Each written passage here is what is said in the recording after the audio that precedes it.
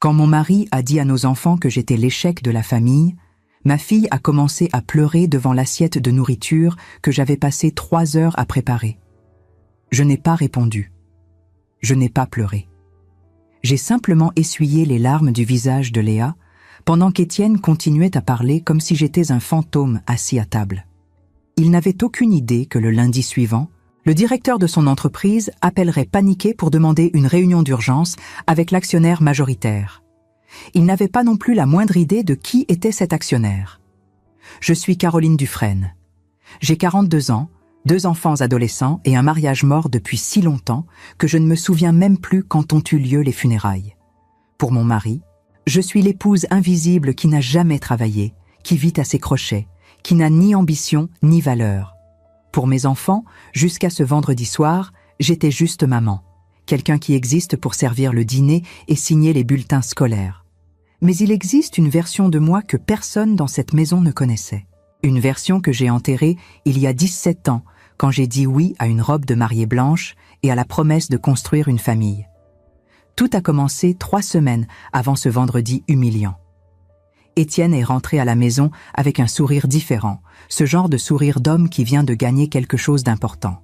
Il travaillait comme directeur commercial chez Mercier & Associés, une entreprise de conseil financier à Paris qui servait des clients haut de gamme. Ce soir-là, il a à peine touché au dîner. Il est resté au téléphone pendant presque 2 heures, riant fort, utilisant ce ton de voix que les hommes utilisent quand ils veulent impressionner d'autres hommes. Quand il a finalement raccroché, il m'a regardé comme s'il me voyait pour la première fois en des mois. Ce n'était pas un regard d'affection. C'était un regard de triomphe, de ceux qui disent « J'ai enfin réussi quelque chose sans toi ». Il m'a raconté que l'entreprise était sur le point de conclure un contrat de plusieurs millions avec un groupe d'investisseurs internationaux. Un contrat qui pourrait tripler le chiffre d'affaires. Il serait promu vice-président. Il y aurait des primes, une participation aux bénéfices, des voyages à New York et Londres. Il a dit tout cela sans me demander si j'étais heureuse pour lui. Parce que pour Étienne, mon opinion n'a jamais compté. J'étais juste le mobilier de la maison, utile mais jetable. Les jours suivants, il apparaissait à peine à la maison. Réunions, dîners d'affaires, networking, toujours trop occupé pour les enfants, trop occupé pour moi. Thomas a commencé à reproduire le comportement de son père, indifférent, absent, me regardant comme si j'étais un poids mort. Léa me cherchait encore, voulait encore parler de l'école, de ses rêves d'étudier l'architecture. Mais même, elle a commencé à remarquer l'atmosphère pesante qui s'emparait de notre maison à Neuilly-sur-Seine. Le jeudi, avant ce terrible vendredi, j'ai trouvé un message sur le téléphone d'Étienne. Il avait laissé l'appareil dans la cuisine pendant qu'il prenait sa douche. Je ne suis pas du genre à fouiller dans le téléphone de mon mari. Je ne l'ai jamais été. Mais l'écran s'est allumé tout seul avec une notification. C'était d'une femme nommée Sylvie. Le message disait « J'ai hâte d'être à samedi. Tu lui as encore dit que tu voyageais pour le travail ?» Mon estomac s'est glacé. Mes doigts ont tremblé en tenant ce téléphone.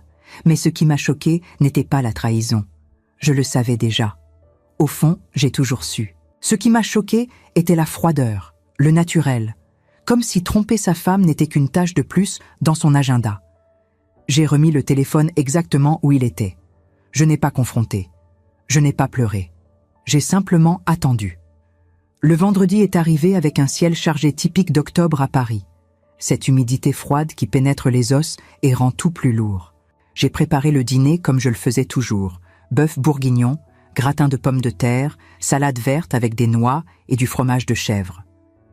Étienne est arrivé à 8h30. Il n'a même pas salué. Il s'est assis à table, s'est servi du vin et a commencé à parler au téléphone de ce fameux contrat.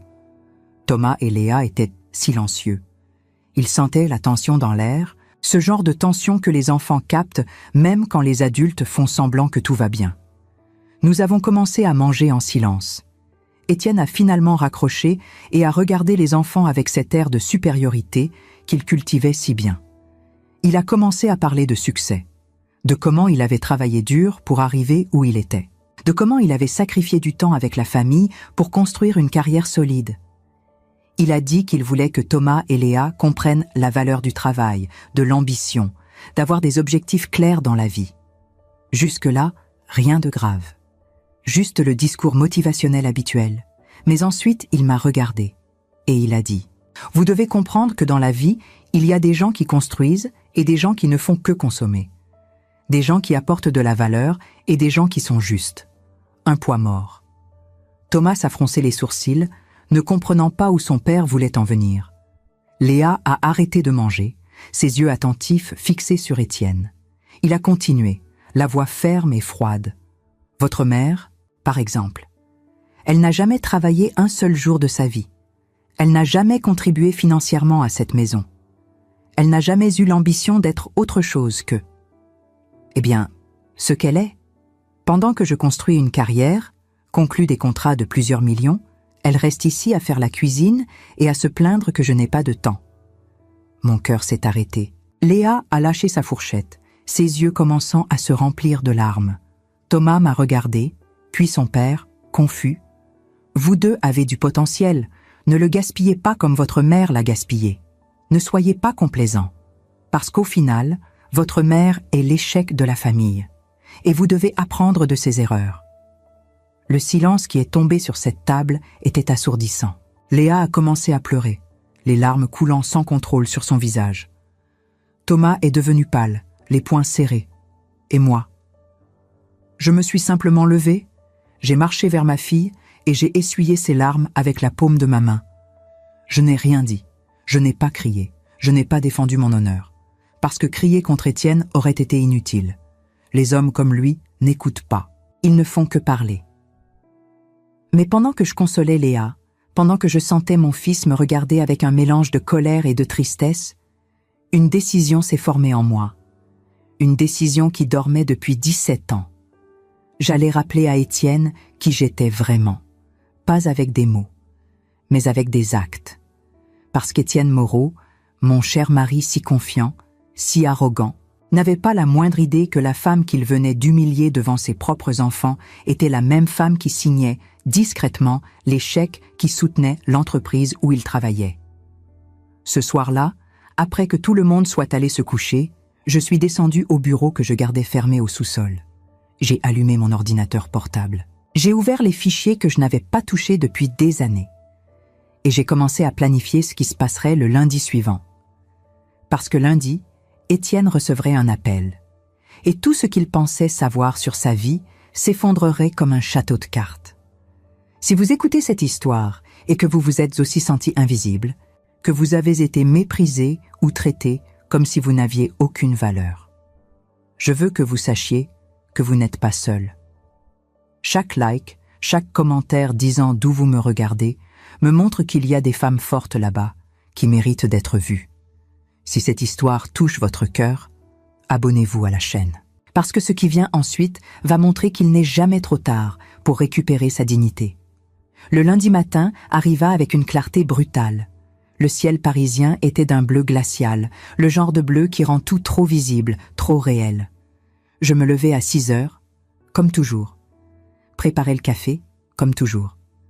Réveiller les enfants pour l'école, comme toujours. Étienne dormait encore, épuisé de son week-end, un week-end qu'il avait passé avec Sylvie pendant que je restais à la maison avec Thomas et Léa, faisant semblant de ne rien savoir. Mais ce lundi n'était pas comme les autres, parce qu'à 9 heures précises, le téléphone d'Étienne allait sonner. Et toute sa réalité confortable, toute son arrogance bâtie sur des mensonges et de l'ignorance, allait s'effondrer. Je conduisis les enfants à l'école. Léa était encore silencieuse depuis vendredi soir, ses yeux rouges trahissant des nuits sans sommeil. Thomas affichait cette rage contenue des adolescents qui ne savent pas comment protéger leur mère sans trahir leur père. Je les embrassais tous les deux devant le lycée Henri IV, leur murmurant que tout irait bien. Léa me serra fort, comme si elle avait peur que je disparaisse. Quand je rentrai à la maison, Étienne était déjà debout, habillé dans son costume Hugo Boss gris anthracite, celui qu'il réservait pour les réunions importantes. Il buvait son café en parcourant des documents, préparant mentalement sa journée triomphale. Il ne me regarda même pas quand je passais devant lui. À 9h03, son téléphone sonna. J'étais dans la cuisine, faisant semblant de ranger la vaisselle, mais chaque fibre de mon être était concentrée sur cette conversation. J'entendis le ton d'Étienne changer instantanément. La confiance laissa place à la confusion, puis à quelque chose que je ne lui avais jamais entendu auparavant, la peur. Il répétait « Comment ça, le conseil d'administration ? Quelle réunion d'urgence ? Monsieur Beaumont, je ne comprends pas. » Beaumont était le directeur général de Mercier & Associés, le supérieur direct d'Étienne.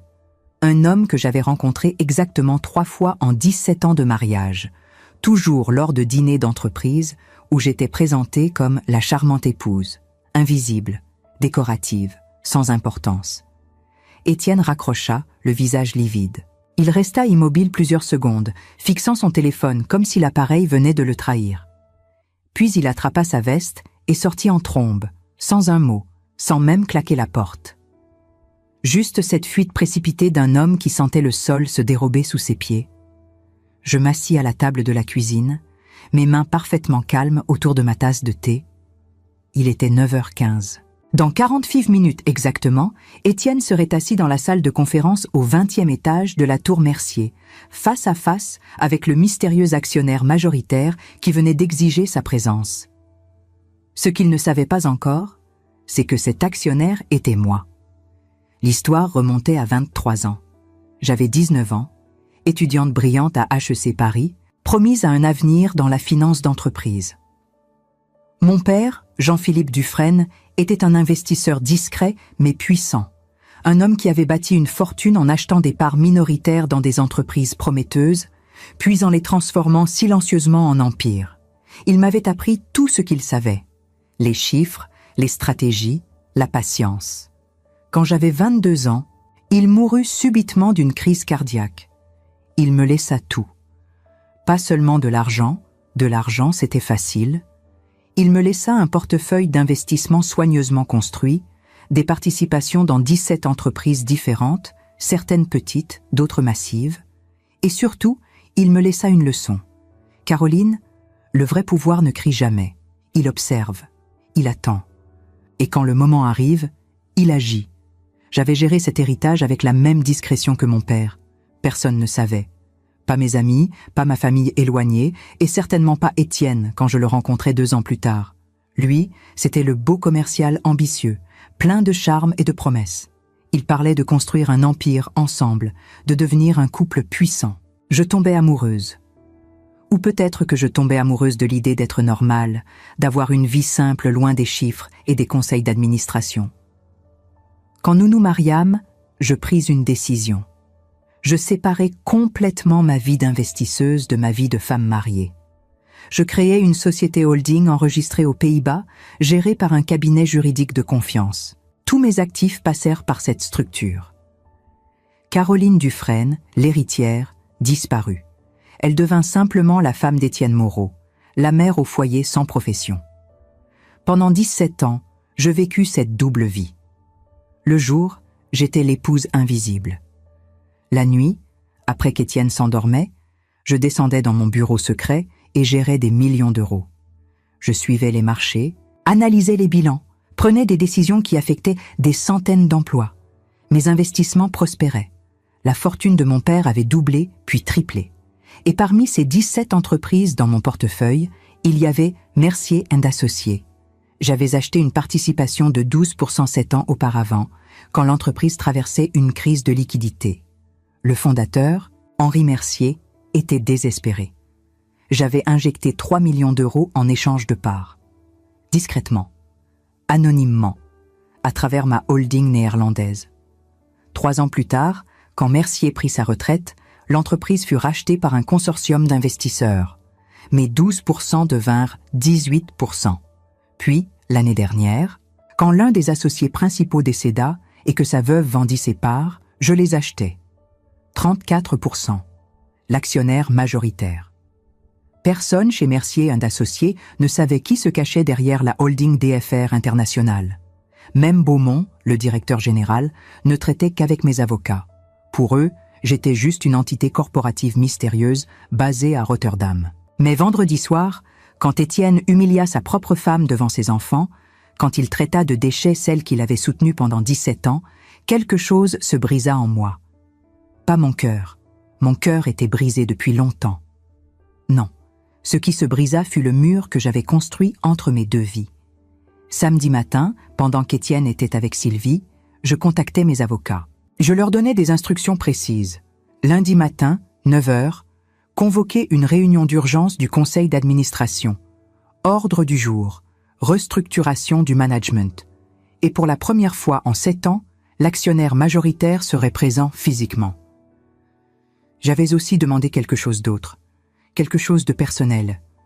Je voulais qu'Étienne soit là, pas comme directeur commercial, comme subordonné convoqué pour rendre des comptes. À 10h moins 10, je montais dans ma voiture. Une Peugeot 3008 banale, grise, le genre de voiture qu'une femme au foyer conduit pour faire les courses.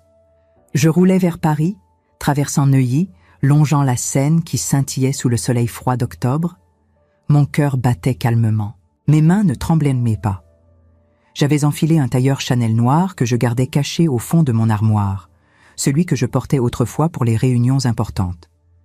Mes cheveux étaient tirés en chignon strict. J'avais remis les lunettes à monture fine que je ne portais plus depuis des années. Quand je me regardais dans le rétroviseur, je ne vis pas la Caroline effacée qu'Étienne méprisait.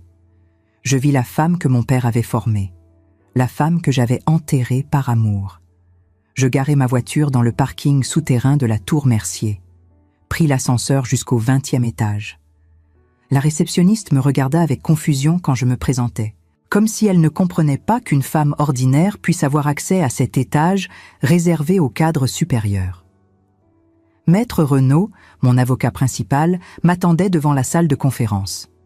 Un homme de 60 ans, cheveux argentés, costume impeccable. Il me salua avec un respect qui contrastait violemment avec la façon dont Étienne me traitait à la maison. Il murmura « Tout est prêt. Madame Dufresne, Monsieur Moreau est déjà à l'intérieur. Il n'a aucune idée. » Je hochai la tête, respirai profondément et poussai la porte. La salle de conférence était exactement comme je l'imaginais. Table massive en bois sombre, fauteuil en cuir, baie vitrée offrant une vue spectaculaire sur Paris. Beaumont était là, visiblement nerveux. 2 autres membres du conseil, que je connaissais uniquement par leur dossier. Et Étienne. Mon mari était assis au bout de la table, le visage tendu, les mains crispées sur un dossier. Il leva les yeux quand j'entrai. Son expression passa par plusieurs phases en une fraction de seconde.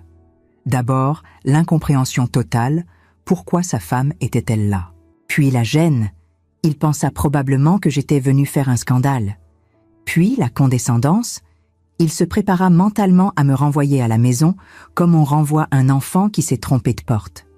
Mais quand Beaumont se leva immédiatement, quand Maître Renaud tira une chaise à la tête de la table pour moi, quand tous les regards dans la pièce se tournèrent vers moi avec déférence, l'expression d'Étienne changea. La confusion domina.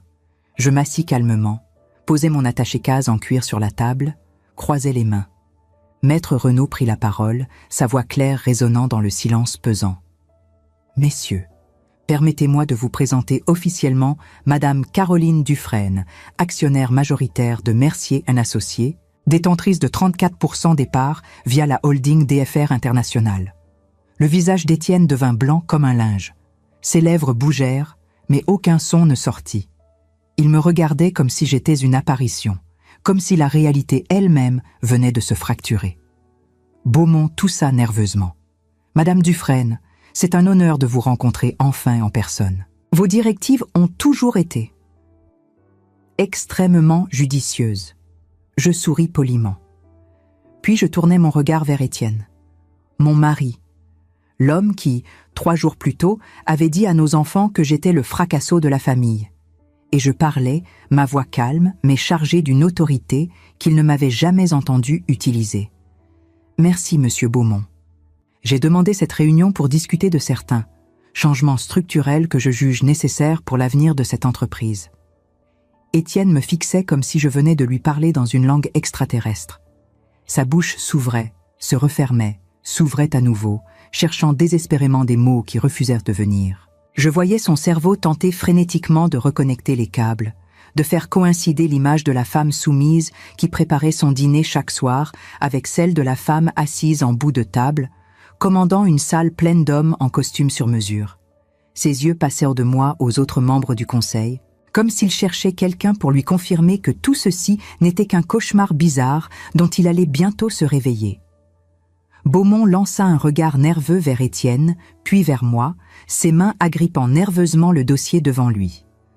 La tension dans la pièce était si épaisse qu'on aurait pu la couper au couteau. Les deux autres membres du conseil, M. Leroux et Mme Fontaine, semblaient pétrifiés sur leurs chaises, n'osant même pas respirer trop fort de peur d'attirer l'attention sur eux dans ce moment surréaliste. « Madame Dufresne, » commença Beaumont d'une voix prudente, presque tremblante, « nous sommes évidemment à votre entière disposition pour implémenter toute directive que vous jugerez appropriée pour l'avenir de notre entreprise. » Je sortis calmement un dossier épais de mon attaché-case en cuir italien, des documents que j'avais méticuleusement préparés pendant tout le week-end, pendant qu'Étienne profitait de son escapade avec Sylvie, pendant que mes enfants dormaient à l'étage en croyant que leur mère n'était qu'une femme au foyer ordinaire.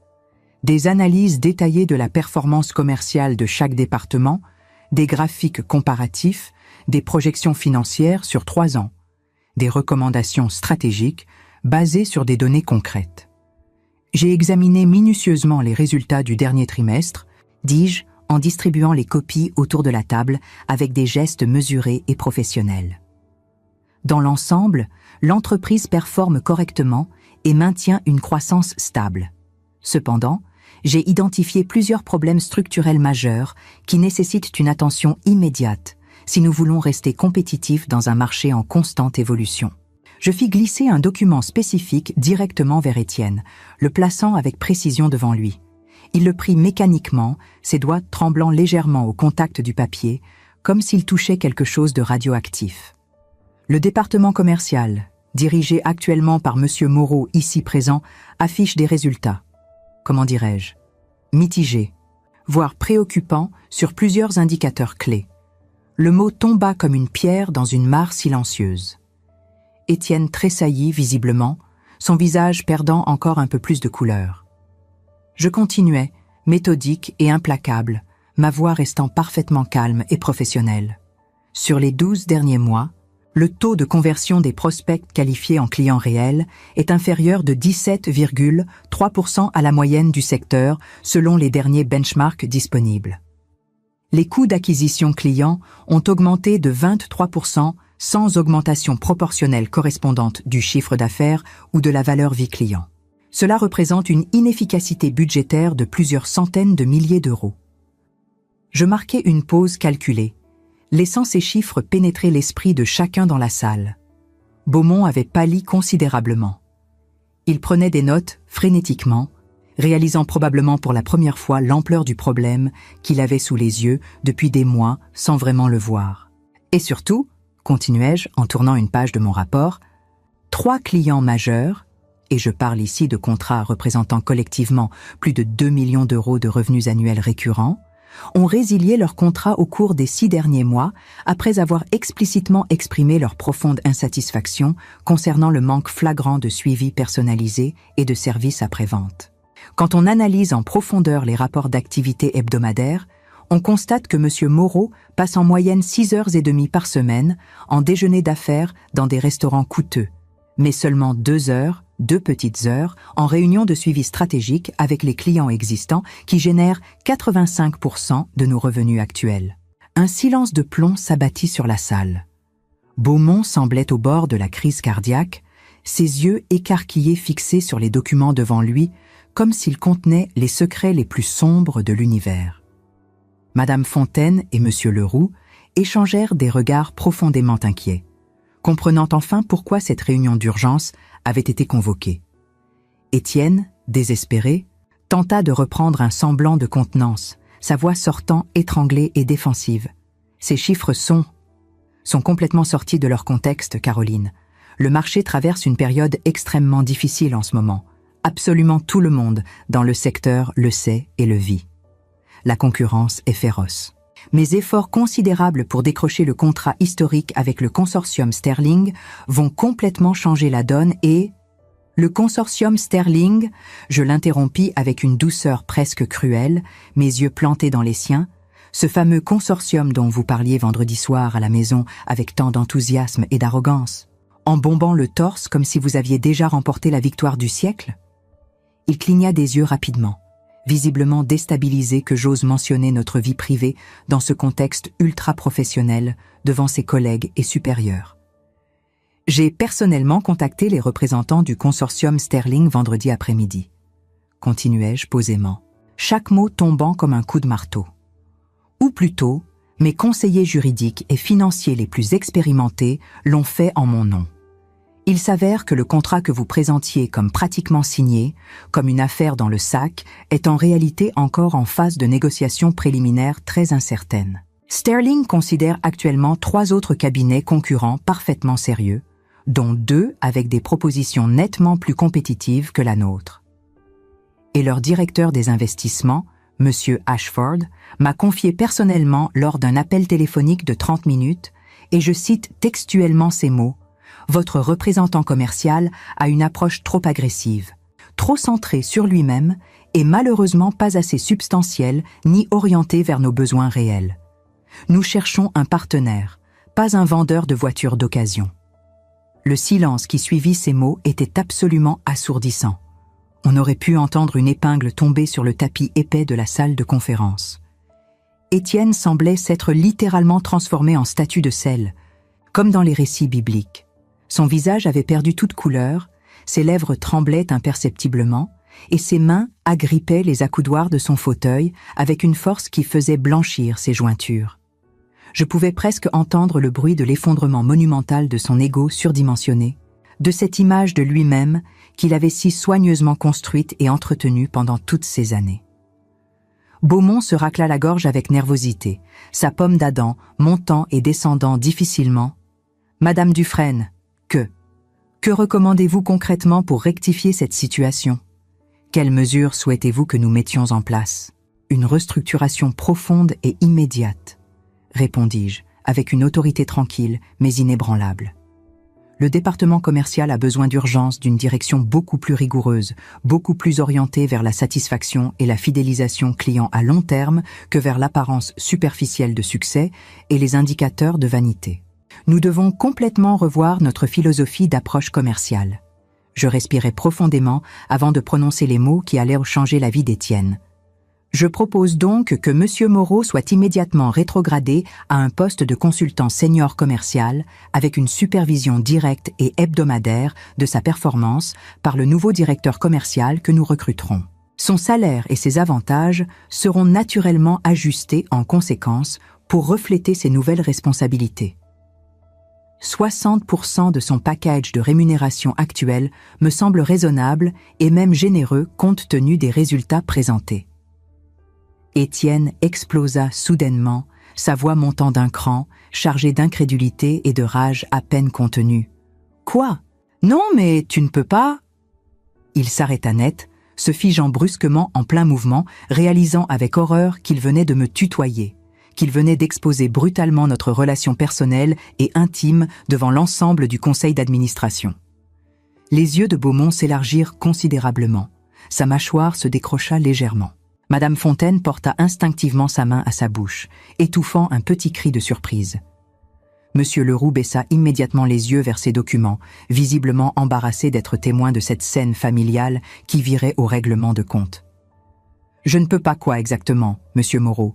demandai-je avec une politesse glaciale, mes sourcils légèrement arqués, mes yeux plantés dans les siens, sans la moindre trace d'émotion visible. Il me regardait maintenant. Vraiment, me regardait intensément, pour la première fois depuis ce qui me semblait être des années entières. Je vis défiler dans ses yeux toutes les émotions possibles en l'espace de quelques secondes.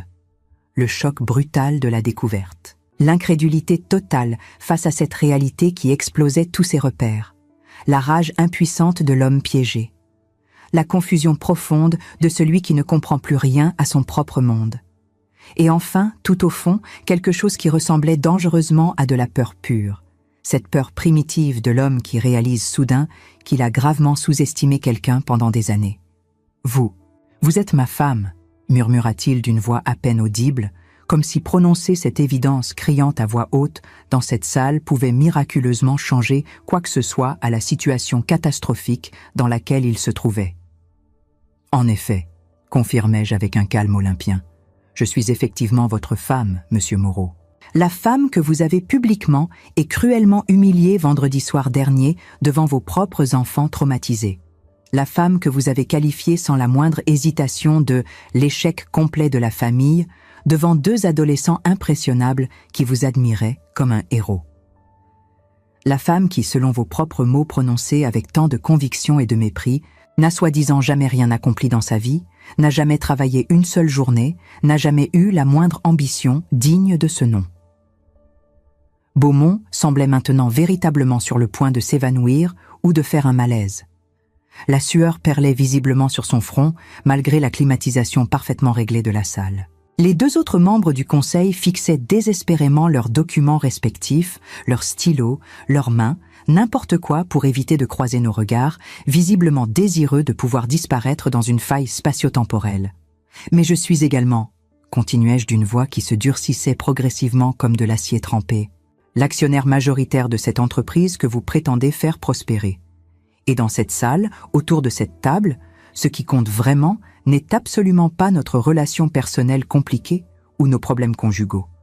Ce qui compte ici et maintenant, ce sont uniquement les résultats professionnels objectifs, les performances mesurables, la création de valeur pour nos clients et nos actionnaires.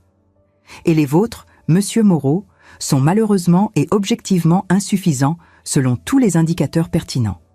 Je me tournai avec une grâce calculée vers Beaumont, qui semblait se recroqueviller légèrement sur son siège. « Monsieur Beaumont, vous avez exactement 2 semaines calendaires, pas un jour de plus, pour me présenter un plan de restructuration complet et détaillé du département commercial. Je veux des propositions concrètes de candidats qualifiés pour le poste de nouveau directeur commercial. Quelqu'un de véritablement compétent, de méthodique et rigoureux dans son approche, et surtout, quelqu'un qui comprend profondément que le respect authentique des clients commence obligatoirement par le respect sincère de ses propres équipes internes et de toutes les personnes avec qui il travaille. » Beaumont hocha la tête avec une vigueur presque comique, comme un élève zélé face à un professeur particulièrement sévère. « Bien entendu, Madame Dufresne, ce sera fait dans les délais impartis. Vous avez ma parole. »« Parfait, j'apprécie votre réactivité. » Je refermai soigneusement mon dossier avec un claquement sec qui résonna dans le silence. Cette réunion est officiellement terminée. Messieurs, Madame, vous pouvez disposer et retourner à vos activités. Ils se levèrent tous pratiquement d'un bond, comme des prisonniers auxquels on venait d'accorder une grâce inespérée, visiblement soulagés de pouvoir enfin échapper à cette tension électrique absolument insupportable qui saturait l'atmosphère. Beaumont rassembla précipitamment ses documents en évitant soigneusement mon regard. Madame Fontaine et Monsieur Leroux se dirigèrent vers la sortie avec une hâte à peine dissimulée. Maître Renaud, mon avocat, me fit un signe discret d'approbation accompagné d'un léger sourire professionnel avant de s'éclipser silencieusement à son tour. Il ne resta bientôt plus qu'Étienne et moi. Seuls dans cette immense salle de conférence impersonnelle, Paris étalé majestueusement derrière les immenses baies vitrées, le soleil d'octobre créant des ombres longues et dramatiques sur la table massive en bois sombre qui nous séparait comme un gouffre infranchissable. Étienne était toujours assis, complètement figé dans son fauteuil en cuir, son monde entier brutalement réduit en miettes et en poussière autour de lui. Ses épaules s'étaient affaissées, ses mains tremblaient légèrement.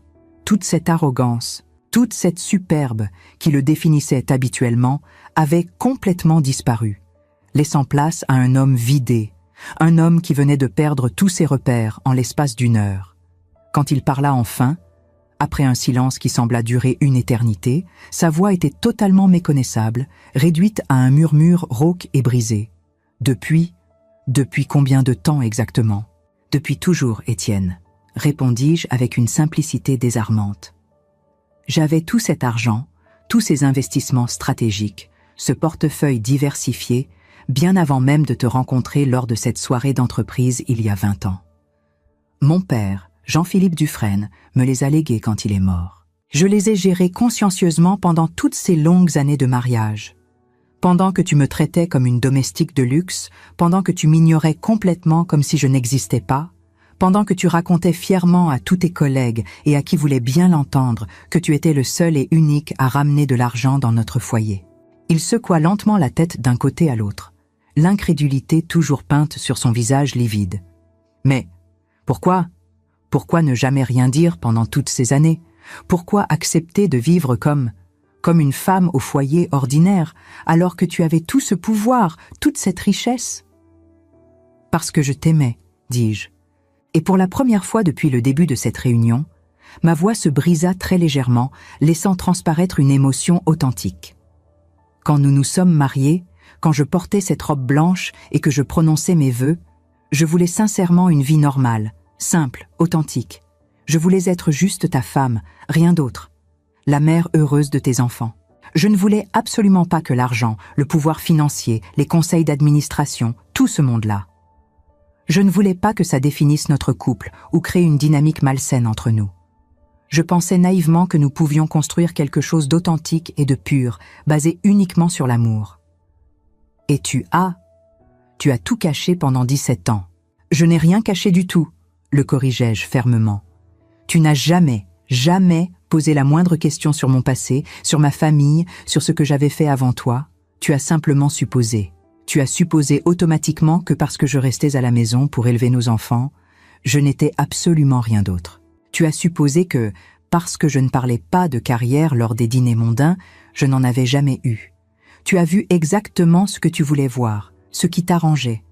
Une femme faible, totalement dépendante financièrement, insignifiante, sans valeur propre. Il baissa la tête, ses grandes mains couvrant entièrement son visage défait. « Les enfants », murmura-t-il soudain d'une voix étranglée par l'émotion. « Mon Dieu, les enfants, ce que je leur ai dit vendredi soir. Thomas et Léa. » Ce que tu leur as dit était absolument impardonnable, répondis-je avec une fermeté inflexible. Tu as détruit quelque chose de précieux et d'irremplaçable en eux ce vendredi maudit. Quelque chose qui ne se reconstruira peut-être jamais complètement. Léa te regardait comme un héros invincible depuis qu'elle est toute petite. Thomas voulait désespérément devenir exactement comme toi, suivre tes traces, te rendre fier. Et en une seule soirée catastrophique, en quelques phrases cruelles, tu leur as appris la pire des leçons. Que l'homme qu'ils admiraient plus que tout au monde était parfaitement capable de cruauté gratuite et de mépris envers la personne qui les aime le plus inconditionnellement dans cet univers. Un sanglot étranglé, presque animal, s'échappa de sa gorge. Je ne l'avais jamais vu pleurer en 17 années de vie commune.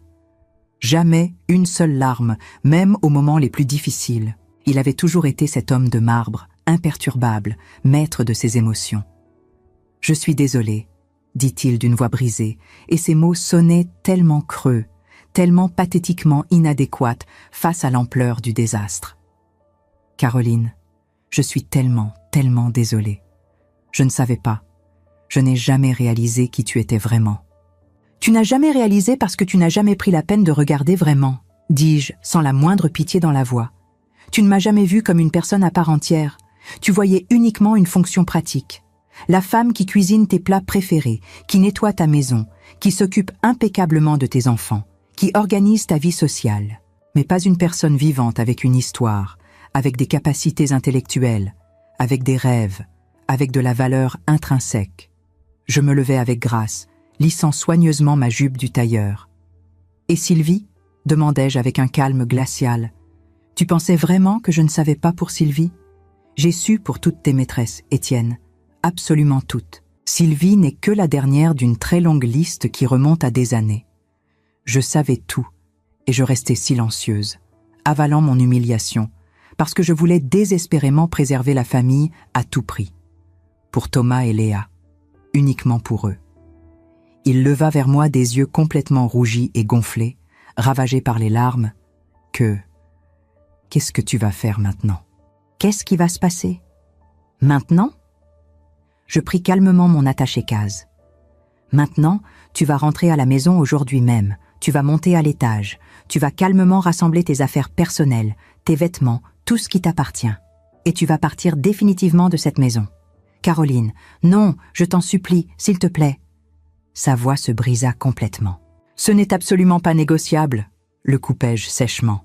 « Je te donne exactement 1 semaine, 7 jours, pour trouver un appartement décent.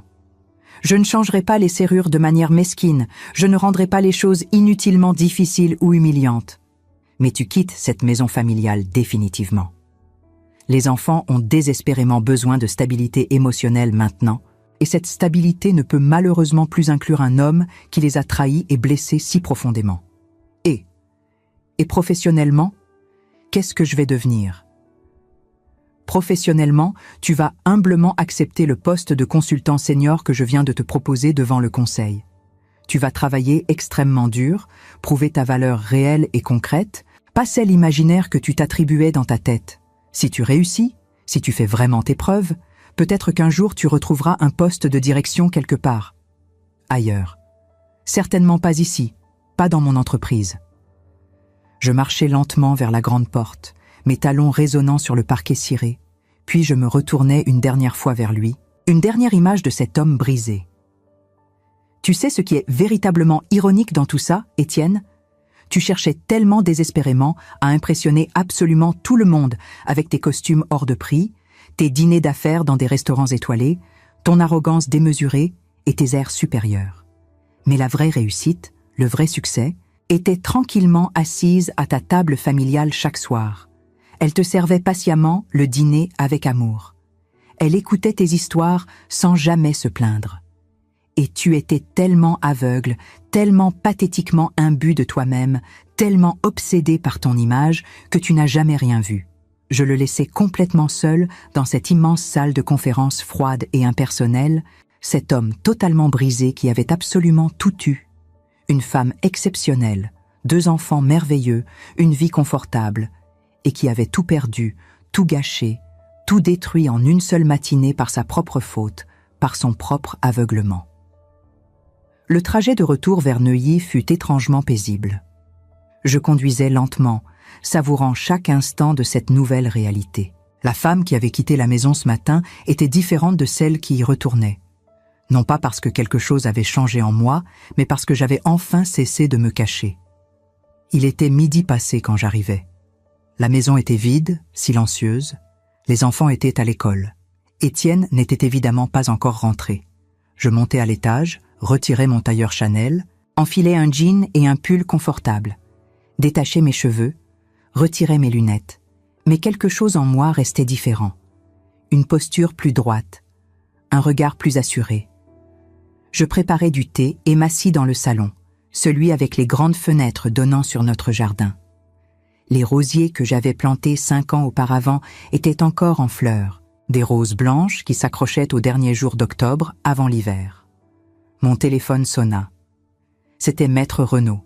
« Madame Dufresne, je voulais vous informer que Monsieur Moreau a quitté les bureaux il y a 20 minutes.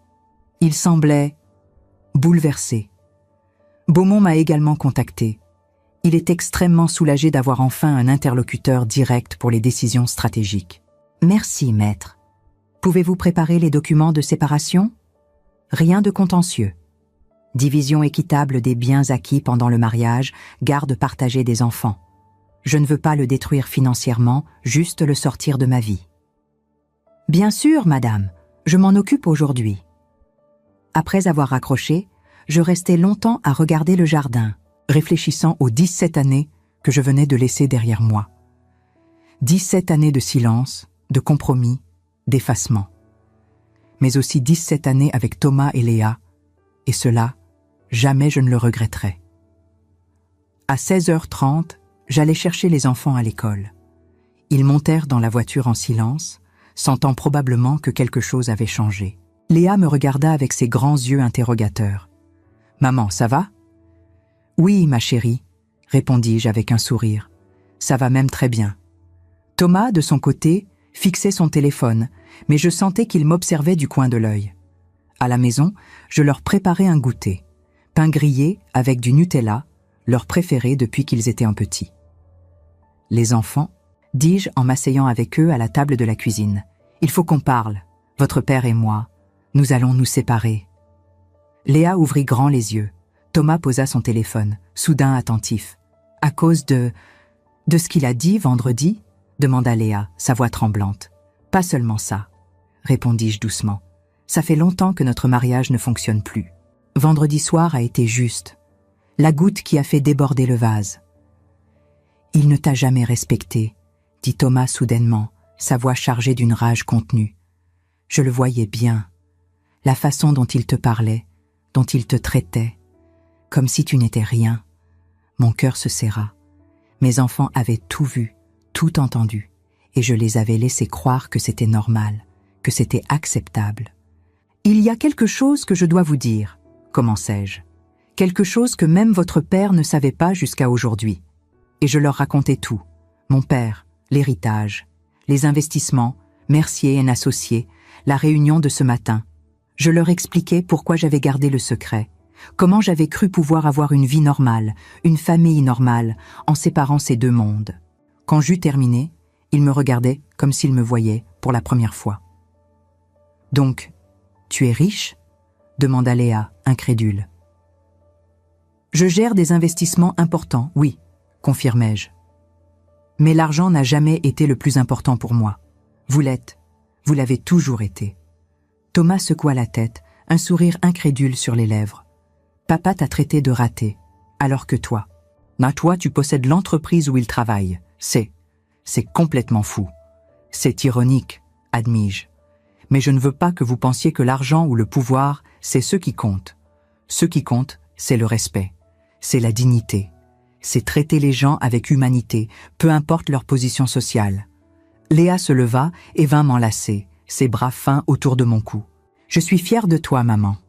Tu es la personne la plus forte que je connaisse. » Thomas vint nous rejoindre et nous restâmes là, tous les trois enlacés dans la cuisine, formant un cercle de force et d'amour qui ne dépendait plus d'Étienne. Étienne rentra tard ce soir-là. 22 heures passées. J'avais couché les enfants, mais ils ne dormaient probablement pas, attendant de savoir ce qui se passerait. Je l'entendis entrer, monter lentement les escaliers. Il passa la tête dans le salon où je lisais. « Je peux. On peut parler ?» Je hochai la tête. Il s'assit en face de moi, ses épaules affaissées, ses yeux rouges. L'homme arrogant de vendredi avait disparu. À sa place, il ne restait qu'un homme effondré qui réalisait enfin l'ampleur de ses erreurs. « J'ai parlé à un agent immobilier, » dit-il doucement. « Je visite un appartement à Levallois demain. 2 chambres pour que les enfants puissent venir. »« C'est bien, » répondis-je. « Caroline, je sais que des excuses sont ridicules face à ce que j'ai fait. Des années d'indifférence, de mépris, d'infidélité. Mais je veux que tu saches que j'ai passé toute la journée à réfléchir. Et je réalise maintenant que j'ai détruit la meilleure chose qui me soit jamais arrivée. » Je le regardais calmement. « Ce n'est pas moi que tu as détruite, Étienne. C'est nous, la famille que nous aurions pu être. La confiance que nos enfants auraient pu avoir en l'amour. Je peux. Est-ce qu'il y a une chance que... » « Non, » dis-je fermement. « Il n'y en a pas. Trop de choses ont été dites. Trop de choses ont été faites. Mais pour Thomas et Léa, je veux que nous soyons civils, respectueux. Tu resteras leur père. Ils ont besoin de toi. » Il hocha la tête, des larmes coulant silencieusement sur ses joues. « Et professionnellement ?» demanda-t-il. « Tu auras ta chance. Beaumont va te superviser. Si tu travailles honnêtement, si tu prouves ta valeur réelle, tu retrouveras peut-être un jour un poste à responsabilité. Mais pas à Mercier, ailleurs. Pourquoi fais-tu ça? Pourquoi me donner cette chance après tout ce que j'ai fait? » « Parce que, » répondis-je après un long silence, « je ne veux pas devenir comme toi. Je ne veux pas utiliser mon pouvoir pour écraser les autres. Je veux l'utiliser pour faire ce qui est juste. » Les semaines qui suivirent furent étranges. Étienne déménagea effectivement dans son appartement à Levallois. Les enfants alternaient entre les 2 maisons. Au début, Léa était en colère contre son père, refusant de lui parler. Thomas, curieusement, fut plus compréhensif. Il voyait dans la chute de son père une leçon sur l'humilité, sur les conséquences de l'arrogance. Pour moi, ce fut une période de renaissance. Je commençai à assister régulièrement aux réunions chez Mercier & Associés. Beaumont et moi développâmes une excellente relation de travail. Sous ma direction, l'entreprise réorienta sa stratégie vers des clients plus éthiques, vers des investissements durables. Je m'inscrivis également à un club de lecture, repris contact avec d'anciennes amies d'HEC que j'avais négligées pendant des années. Je redécouvrais la femme que j'avais été avant Étienne, mais enrichie par tout ce que j'avais appris pendant ces 17 années. Un soir de décembre, 3 mois après cette fameuse réunion, Léa me trouva dans mon bureau, en train de travailler sur des projections financières. « Maman, je peux te poser une question ?»« Bien sûr, ma chérie. Tu es heureuse maintenant ?» Je levai les yeux de mes documents, regardant ma fille qui grandissait si vite. Bientôt 16 ans, déjà si mûre, si perspicace. « Tu sais quoi ?» dis-je en souriant. « Oui, je suis heureuse, pour la première fois depuis très longtemps. »« Tu ne regrettes pas, papa, le mariage, tout ça ? Je regrette la douleur que ça vous a causée, à Thomas et à toi. Mais le mariage lui-même ? Non, parce qu'il m'a donné vous deux, et vous valez toutes les années difficiles. » Elle vint s'asseoir à côté de moi, regardant les chiffres sur mon écran. « Tu m'apprendras ? Comment gérer tout ça ? Les investissements, les entreprises ?» Mon cœur se gonfla de fierté. « Tu veux apprendre ? Oui. Je veux être comme toi, forte, indépendante, capable de tenir debout toute seule. Alors je t'apprendrai, promis-je. Tout ce que mon père m'a appris, je te le transmettrai. Mais je t'apprendrai aussi quelque chose qu'il n'a pas pu m'enseigner. » Quoi donc ? Qu'être forte ne signifie pas être seule, que demander de l'aide n'est pas une faiblesse, et que le vrai pouvoir ne vient pas de l'argent, mais de savoir qui tu es et de ne jamais laisser personne te définir. 6 mois plus tard, en avril, je reçus un appel inattendu. C'était Henri Mercier, le fondateur retraité de l'entreprise. Il m'invitait à déjeuner. Nous nous retrouvâmes dans un restaurant discret du 7e arrondissement. Henri était un homme de 78 ans, élégant, aux yeux pétillants d'intelligence. « Madame Dufresne, commença-t-il après que nous eûmes commandé, je voulais vous rencontrer depuis longtemps. Quand j'ai vendu mes parts, je ne savais pas qui les rachetait. Découvrir que c'était vous, que vous dirigiez l'entreprise avec tant de sagesse. Ça m'a profondément touché. Vous avez bâti quelque chose de remarquable, monsieur Mercier, répondis-je. Je ne fais que continuer votre vision. Non, dit-il en secouant la tête. Vous avez apporté quelque chose de nouveau, une approche plus humaine, plus éthique. Beaumont me tient au courant. Les employés sont plus heureux, les clients sont plus fidèles. Vous avez transformé une entreprise qui fonctionnait en une entreprise qui prospère. C'est gentil à vous. Ce n'est pas de la gentillesse, c'est un fait. Il me regarda intensément. Votre histoire avec votre mari, j'en ai entendu parler, ça a circulé. Je sentis mes joues rougir légèrement. Ah, je suppose que c'était inévitable. Vous savez ce que les gens disent ? Il sourit. Ils disent que vous êtes une inspiration. Qu'une femme qui peut diriger une entreprise de cette envergure tout en élevant 2 enfants, tout en survivant à un mariage difficile. C'est quelqu'un d'exceptionnel. Je ne me sens pas exceptionnel, admis-je. Je me sens juste. Moi-même, enfin. Nous parlâmes pendant 2 heures. Henri me raconta son propre parcours, ses propres luttes. À la fin du déjeuner, il me dit quelque chose que je n'oublierai jamais. « Caroline, le vrai succès n'est pas dans les chiffres, c'est dans les vies qu'on touche. Vous avez touché la vie de vos enfants en leur montrant qu'on peut survivre à la trahison avec dignité. Vous avez touché la vie de vos employés en dirigeant avec compassion. Et vous avez touché la vie de votre ex-mari en lui apprenant l'humilité. » En rentrant chez moi ce soir-là, je réfléchis à ces paroles. Étienne avait effectivement changé. Il voyait maintenant les enfants régulièrement, mais il était devenu plus humble, plus présent. Il avait accepté sa rétrogradation et travaillait dur pour regagner le respect de ses collègues. Nos interactions étaient polies, distantes, mais sans amertume. L'été arriva. Thomas partit pour un programme d'échange aux États-Unis. Léa et moi passâmes 1 mois à voyager en Italie, juste nous 2. Nous visitâmes Florence, Rome, Venise. Elle me posait des questions sur les investissements, sur les stratégies d'entreprise, mais aussi sur l'amour, sur la vie, sur ce que ça signifiait d'être une femme forte dans un monde qui cherche constamment à vous diminuer. Un soir, assise sur notre terrasse à l'hôtel à Venise, regardant le soleil se coucher sur le grand canal, Léa me demanda « Tu penses que tu retomberas amoureuse un jour ?» « Je ne sais pas », répondis-je honnêtement. « Peut-être. Mais cette fois, ce sera avec quelqu'un qui me voit, vraiment me voit. Tu le mérites, maman. Nous méritons tous d'être vus, dis-je en lui prenant la main. C'est ça que je veux que tu retiennes de tout ça. Ne laisse jamais personne te rendre invisible. Ne te fais jamais petite pour faire de la place à l'ego de quelqu'un d'autre. Aujourd'hui, 2 ans après cette fameuse réunion, ma vie est méconnaissable. Je dirige activement 3 entreprises dans mon portefeuille. J'ai rejoint le conseil d'administration de 2 organisations caritatives. Thomas est à l'université, étudiant l'économie. Léa prépare son baccalauréat et a déjà été acceptée à HEC, suivant mes traces. Étienne et moi sommes divorcés officiellement. Il a trouvé un nouveau poste dans une entreprise concurrente, avec un salaire décent, mais pas exorbitant. Il s'est excusé auprès de moi et des enfants à plusieurs reprises. Je ne sais pas si je lui ai vraiment pardonné, mais j'ai fait la paix avec ce qui s'est passé. Parce qu'au final, cette histoire ne parle pas de vengeance. Elle parle de dignité recouvrée. Elle parle de ne jamais laisser personne définir votre valeur. Elle parle de ces moments où la vie vous met à terre et où vous devez décider si vous restez au sol ou si vous vous relevez.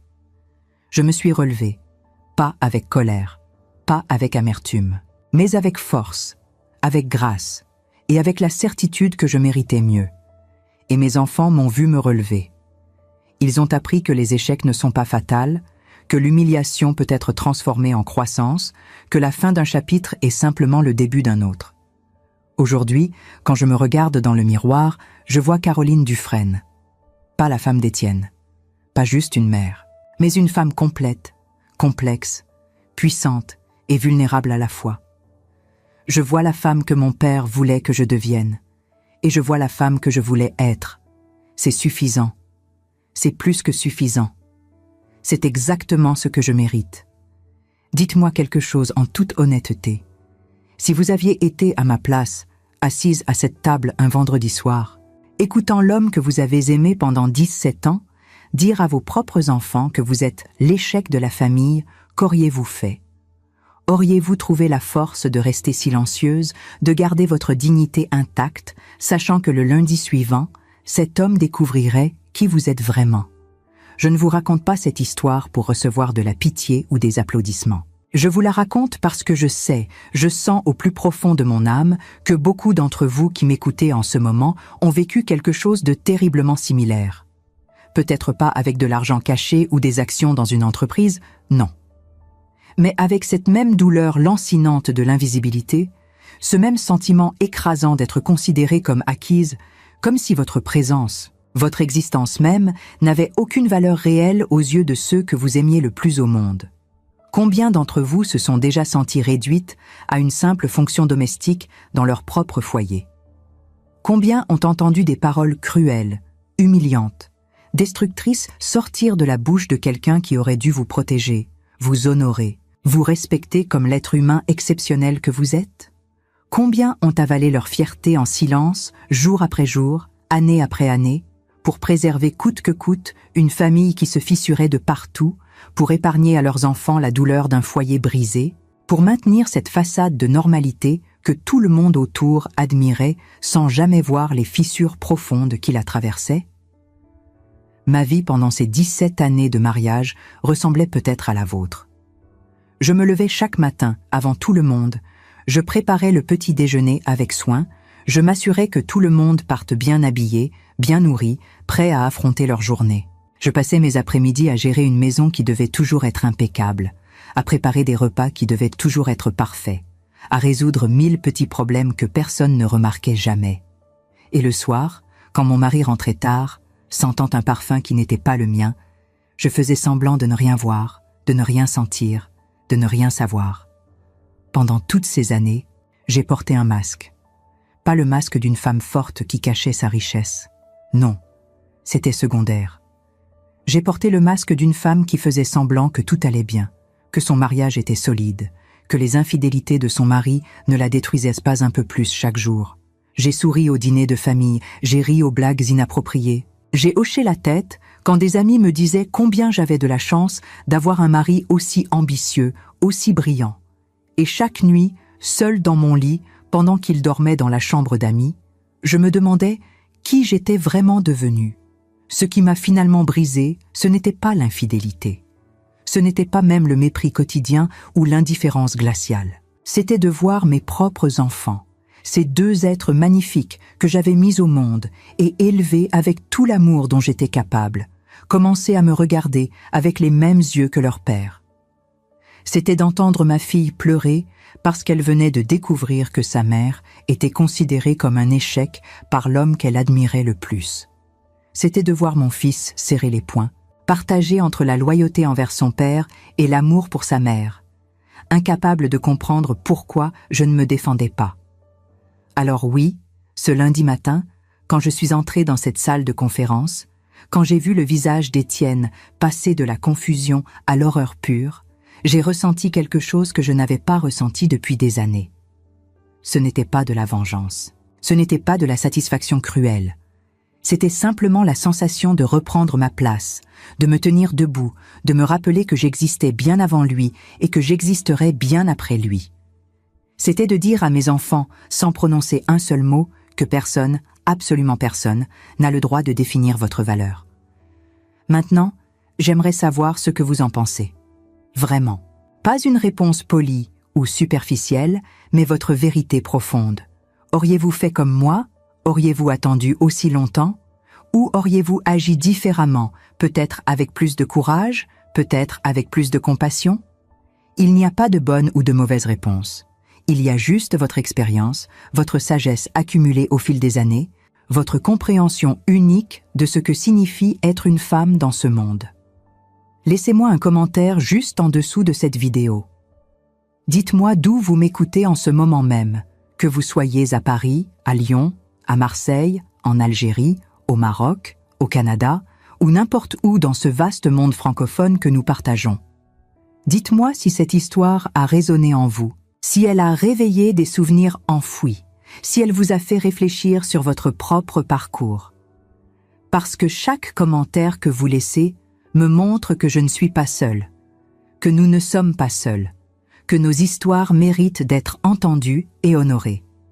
Si vous avez vécu quelque chose de similaire, si vous avez ressenti cette même invisibilité, cette même douleur de ne pas être vu, je veux que vous sachiez quelque chose d'absolument essentiel. Votre valeur n'a jamais dépendu du regard que quelqu'un d'autre posait sur vous. Vous avez toujours eu cette force en vous, même quand vous ne la voyiez pas, même quand vous pensiez l'avoir perdue. Elle était là, endormie peut-être, mais jamais disparue. Et il n'est jamais trop tard pour la réveiller. Certaines d'entre vous m'écoutent peut-être en ce moment, en pensant qu'il est trop tard pour changer quoi que ce soit dans leur vie. Vous vous dites peut-être que vous avez 60 ans, 70 ans, 80 ans, et que votre histoire est déjà écrite, que les pages sont tournées, que le livre est fermé. Mais laissez-moi vous dire quelque chose avec toute la conviction qui m'habite. Tant que vous respirez, tant que votre cœur bat, votre histoire continue de s'écrire. Chaque jour est une nouvelle page blanche sur laquelle vous pouvez décider de tracer un nouveau chapitre. Je ne suis pas en train de vous dire de quitter votre mari, de bouleverser votre vie, de tout détruire autour de vous. Ce n'est pas du tout ce que je veux dire. Je vous dis simplement de vous rappeler qui vous êtes au-delà des rôles que vous avez joués pendant toutes ces années. Vous n'êtes pas seulement une épouse, une mère, une grand-mère. Vous êtes une femme complète, avec une histoire riche, avec des talents peut-être oubliés, avec des rêves peut-être enterrés mais jamais vraiment morts. Et il n'est jamais trop tard pour les honorer. Si cette histoire vous a touché, si elle a fait vibrer quelque chose en vous, alors faites-moi une faveur. Abonnez-vous à cette chaîne.